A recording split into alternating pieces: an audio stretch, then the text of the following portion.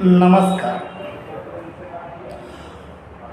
राग हा फक्त दोनच मुळाक्षरी शब्द आहे, परंतु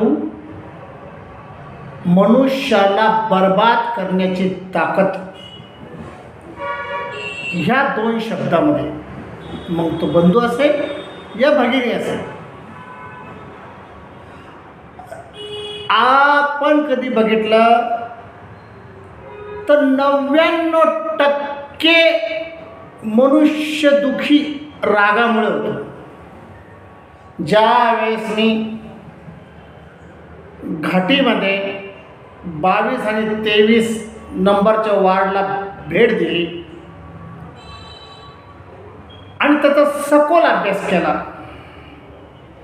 तर असं लक्षात आलं की तिथे जे जळालेले पेशंट आहे 80% पेशंट रागामध्ये त्यांच्याकडून ही कृती झालेली आहे.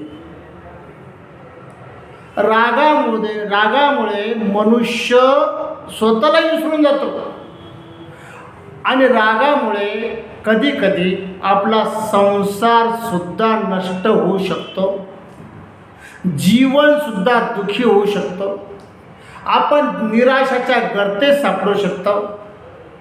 या भयंकर चुका केवळ आणि केवळ रागामुळे. आता ह्या ठिकाणी तुम्ही एक प्रश्न विचारू शकता, सर कोणी जर काही गुन्हा केला किंवा त्यांच्याकडून काही चुकी झाली तर आपण रागवायचं नाही का? ओके, कोणाकडून जर चुकी झाली तर आपण शांत बसायचं, मौन पाळायचं. समोरच्या मनुष्याला ताबडतोब लक्षात येतं की हे आपल्याशी बोलत नाही या आपल्या चुकीमुळे, किंवा हेही शक्य नसेल तर समोरच्या माणसाकडून ज्याच्याकडून चुकी होते त्याला 1-2 वेळेस समजून सांगायचं, 3 वेळेस समजून सांगायचं की तुमच्याकडून असं असं चुकलेलं आहे, हे मला अजिबात आवडलं नाही, हे यानंतर होता कामा नये.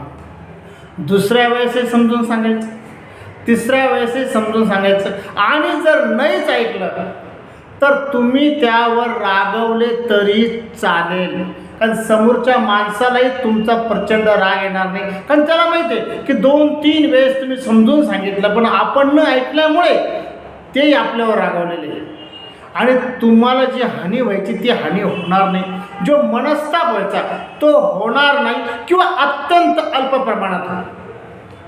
परंतु रागामुळे शक्यतो माणसाच्या जीवनाचं नुकसानच झालेलं आहे, हेही तितके खरे. म्हणून शक्यतो आम्ही रागावर कंट्रोल केला पाहिजे. जर आम्ही रागावर कंट्रोल केला तर आम्ही उत्कृष्ट जीवन जगल्याशिवाय राहणार नाही. नमस्कार.